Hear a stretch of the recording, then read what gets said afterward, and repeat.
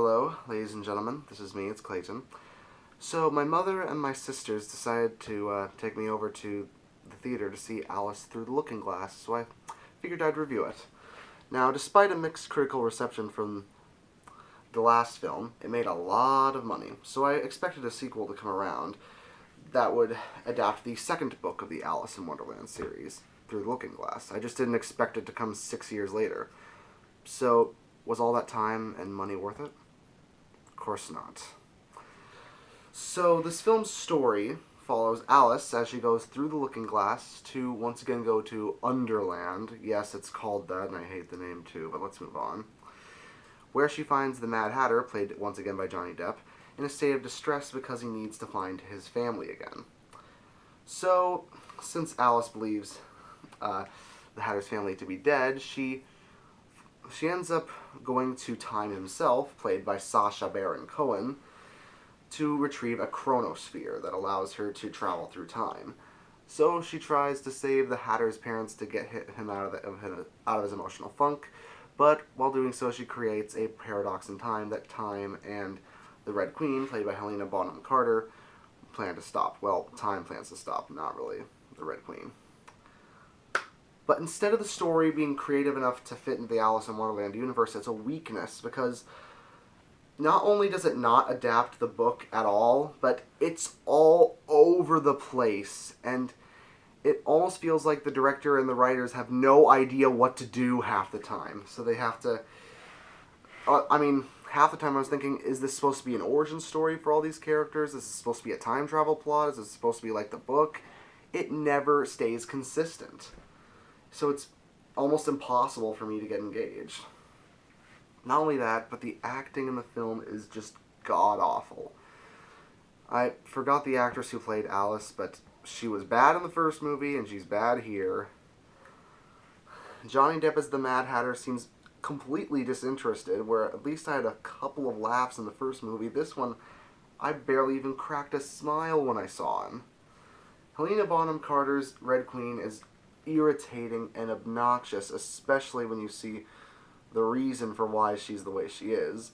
Anne Hathaway is bland as the White Queen.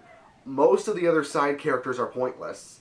And Sacha Baron Cohen is Time. He's as irritating as he was when he was Bruno.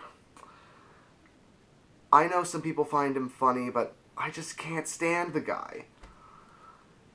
Now, the visual effects are naturally, in my opinion, its only saving grace.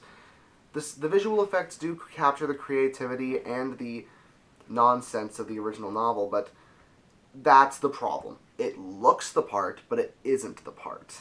Just because the visual effects really do capture Wonderland, it doesn't mean it is Wonderland. As the nostalgia critic himself pointed out, Care Bears in Wonderland is a better adaptation of Alice in Wonderland than this.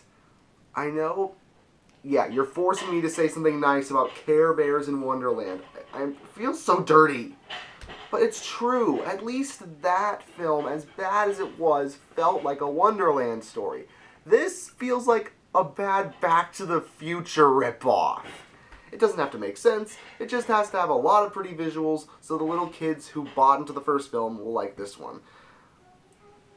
It's not going to work for me, okay? It worked for my mom, it worked for my sisters, but I'm a critic, and when I see these things, I've got to point them out. I need to mention them.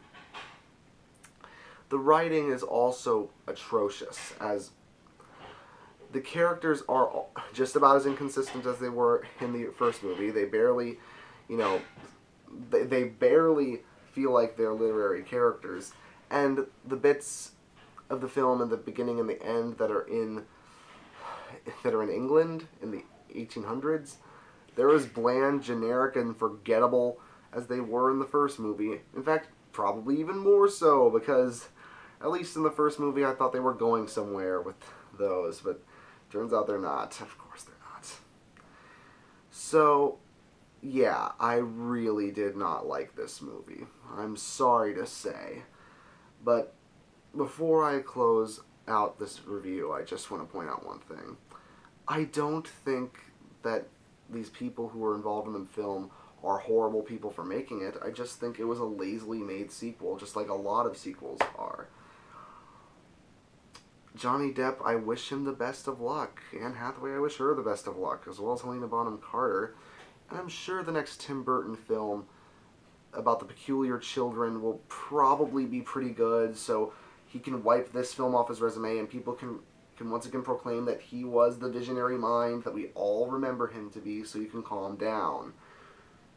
I mean, but as for this film, it's just a pitiful, greedy way for them to cash in on the original film's success, just taking the title for marketing purposes. Something I just cannot stand. For a film that's so dependent on time, this one just wastes time, and it feels way longer than it should. So, yeah, this is a really bad movie. I give it a 3 out of 10, and to be honest, I think I might have just wasted a ton of cash by paying to see this in 3D. See you later.